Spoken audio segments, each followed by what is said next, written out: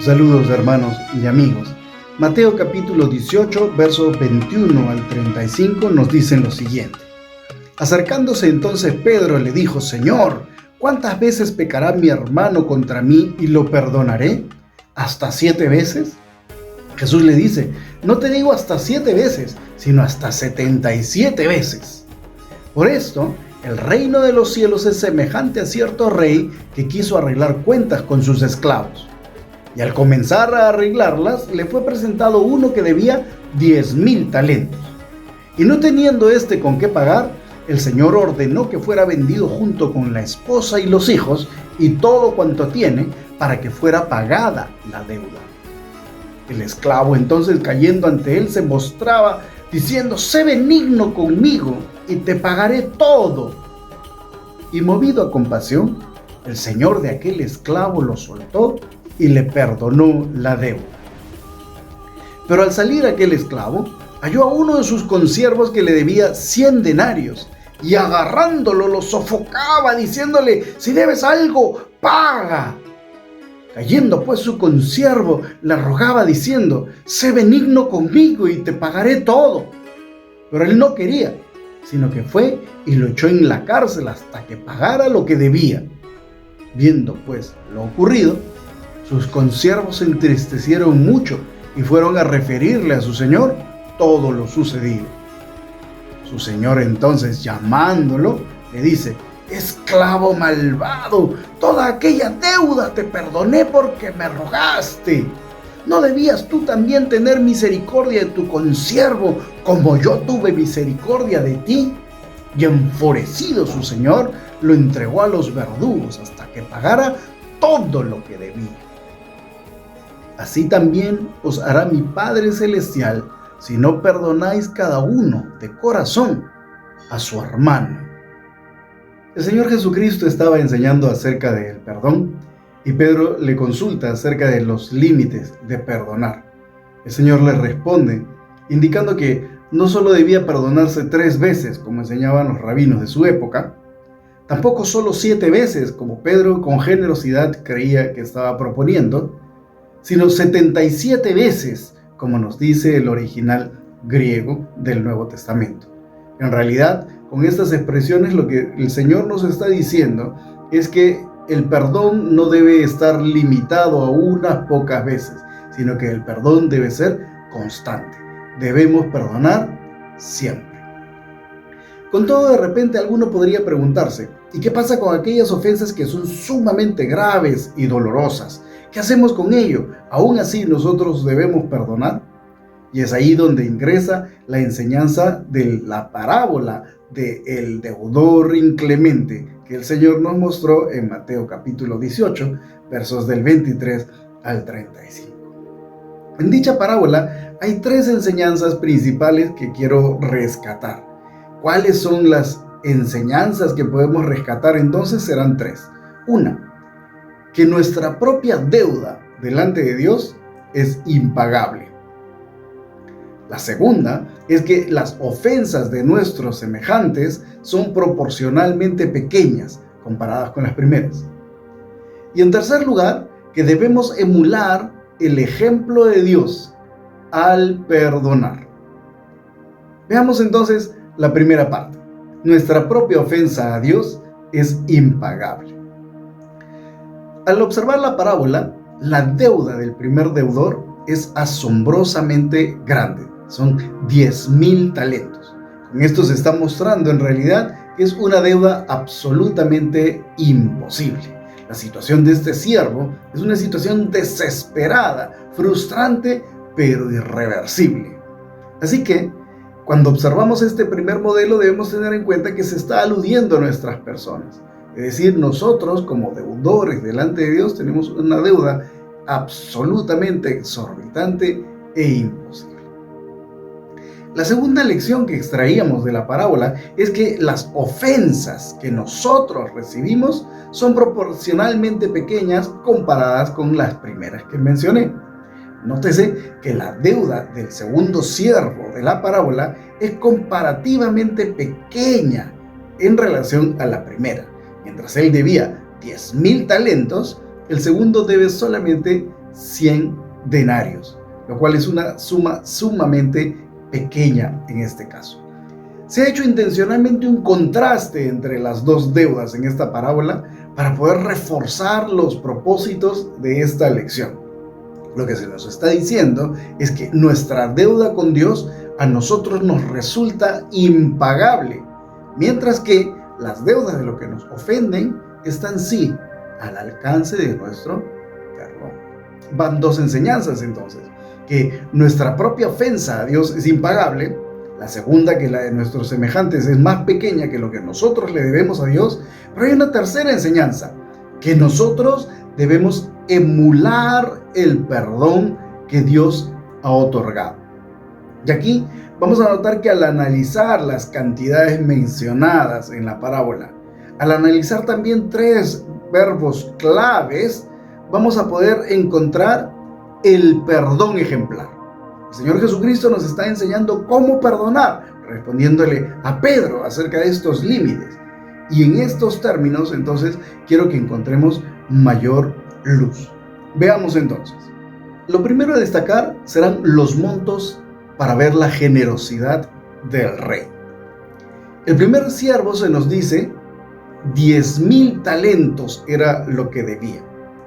Esto, en términos contables, equivale a no menos, ojo, no menos de 320 toneladas de plata. 320,000 kilogramos de plata. Una cantidad exorbitante. Esto, calculado al valor del tiempo de esta parábola, equivalía a 60 millones de denarios. Para todo creyente asiduo a la Biblia sabe que los denarios equivalían al jornal de un día. Es decir, que la deuda de este hombre era 60 millones de jornadas de trabajo. Esa era la suma que le debía. Era una suma astronómica, enorme. Y para verla de manera comparativa, a la hora que leemos cierta bibliografía, encontraremos que ni siquiera la recaudación anual de las provincias de Judea, de Samaria, de Idumea, de Galilea misma, llegaban a cubrir esto, ya que en un año recaudaban 900 talentos. Esto implica que era prácticamente ni la 10ª parte de la deuda de este hombre, toda la recaudación nacional básicamente, en medio de aquellos tiempos. Así que la deuda es intencionalmente mostrada como una deuda impagable y astronómica. Todavía se enfatiza más la enormidad de la deuda cuando nos damos cuenta que el término 10,000 talentos combina 2 detalles. Por un lado, que es la medida de moneda más grande, pero por otro lado 10,000 también resulta ser el número más grande en esta modalidad de conteo griego. Así que se ha combinado tanto número con moneda para enfatizar lo enorme. Era una cantidad impagable, nos vuelve a decir, una cantidad exorbitante. Y esto entonces destaca el tamaño del perdón expresado por este rey. El perdón de este hombre era asombrosamente generoso, nos dice la parábola. Entonces, cuando estamos estudiando que debemos imitar el ejemplo de Dios al perdonar, la parábola empieza a ilustrar que el perdón de Dios es absolutamente enorme y asombroso con relación a nuestra deuda impagable. Pero luego hay aquí 3 acciones que se mencionan en la parábola que yo quiero destacar estudiándolas desde el griego. 3 términos griegos que se enfatizan acá. Y los vamos a ver. Los verbos claves de la parábola nos enseñan cómo debemos perdonar. Se nos habla de perdonar. Se nos habla de compadecerse. Se nos habla de ser misericordiosos. 3 palabras claves que quiero analizar. Cuando se menciona la palabra perdón, cuando se menciona el verbo perdonar en la parábola, se está recurriendo al verbo griego aphiemi. Este verbo aphiemi se puede traducir de varias formas: dejar ir, soltar, consentir, perdonar deudas también. Y este dejar podría ser interpretado como dejar en paz, como nos dice Kittel. Entonces, se infiere con estas traducciones que el perdonar implica liberar de deudas y de culpabilidad. Esto queda muy claro en la pregunta de Pedro. Cuando vamos al verso 21, Pedro dice algo así en el griego: ¿cuántas veces pecará contra mí mi hermano y cuántas veces le dejaré ir? Note cómo he traducido. En vez de traducir le perdonaré, he traducido le dejaré ir, y nos da mayor claridad de lo que Pedro está diciendo. ¿Cuántas veces deberé dejar que esto pase? ¿Cuántas veces deberé pasar por alto esta situación? ¿Cuántas veces debo dejarlo libre sin condenarlo, sin apresarle, etcétera? Así que la palabra afiemi nos ha arrojado luz del tipo de perdón que está mencionándose en esta parábola. El segundo término importante es compadecerse. Cuando vemos al rey que se conmueve y se compadece del deudor. Y la segunda palabra, compadecerse, procede del griego esplanizomai. Esta palabra, esplanizomai, se puede traducir como sentir desde las entrañas anhelo. Se puede también entender como algo así de sentir lástima o tener compasión. Pero conjugada de modo pasivo, se puede entender como ser movido a misericordia. Y esto es importante entenderlo porque nos está mostrando una parte interna y subjetiva de aquel que ha mostrado una actitud perdonadora. Es que desde el interior siente un moverse emocional. La tercera idea, ya hemos visto dos: perdonar, hemos visto compadecerse, y ahora quiero que veamos el hecho de ser misericordioso. Esta expresión, ser misericordioso, es el llamado que hace el rey al final de la parábola, cuando exhorta al siervo inclemente. Le dice: debiste ser misericordioso como lo fui yo contigo, como yo fui misericordioso. Y este ser misericordioso está procediendo del verbo eleo en el griego. Y este verbo tiene que ver con un sentir simpatía con la desgracia o la miseria ajena de aquel que está siendo tratado. Pero esta simpatía por la desgracia se expresa a través de actos concretos. Habiendo visto esto, entonces, cada uno de los términos del griego refuerza el mensaje de una mejor manera. Notémoslo. El perdón mostrado por este rey significó dejar ir y liberar completamente al deudor. Luego, la compasión mostrada por este rey procedió de un estremecimiento en las entrañas que evidencian esa sensibilidad y carácter noble. Y en tercer lugar, la misericordia expresada aquí era no solo mostrar misericordia propiamente, sino era mostrarla en un acto concreto. En este caso, el condonar la enorme deuda que este hombre tenía con el rey. Luego entonces de haber observado esto, entendemos que el rey, en esta magnánima forma de perdonar, está representando a Dios en la parábola con respecto a nosotros. Y por otro lado, se nos muestra muy claramente cuál es el modo en que también nosotros debemos perdonar. Respondíamos entonces a la pregunta: ¿qué sucede con aquellas ofensas que son sumamente graves? ¿O aún así nosotros debemos perdonar?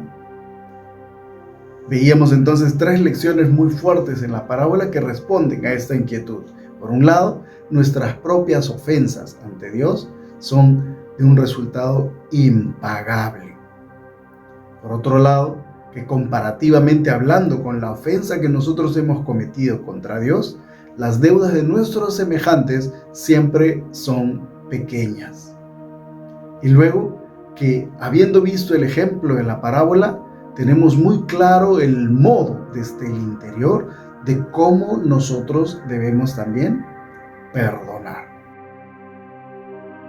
En resumen, lo que aprendemos con esta parábola es que nuestras deudas son enormes delante de Dios y comparadas con las ofensas de nuestros semejantes, estas últimas quedan como ridículamente pequeñas, nos dice la parábola.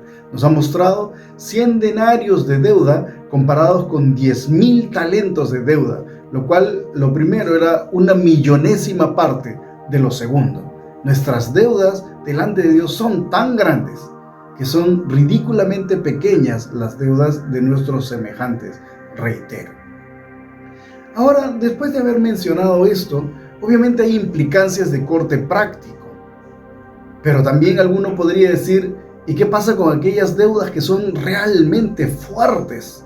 Por ejemplo, una infidelidad, una violación, haber sido víctima de secuestro, o nuestros familiares de crímenes, o de homicidios, o de torturas, o siniestros de diferentes tipos, o inclusive el cargo de conciencia de un error propio que no podemos perdonarnos.